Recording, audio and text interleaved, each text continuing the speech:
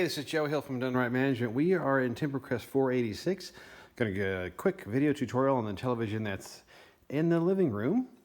So this is a Sony Smart Enabled television with a Cable 1 connection and a Smart Enabled DVD player as well. And so we're going to do a quick tutorial. So the input guide is right here.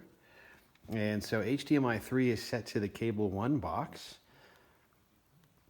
You can connect with an AirPlay, and the HDMI 2 is going to get you over to the HD Ultra Blu-ray player, which also has the ability for you guys to go through and utilize all the features of streaming services.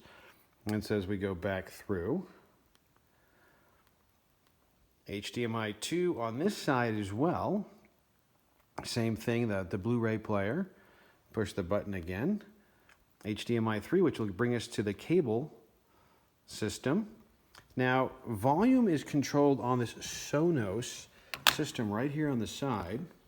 And so you have your positive for volume up. And so as you can hear, it goes up and then back down. So if you have any further question and need assistance, you can reach out to us. Number is 208-634-0030.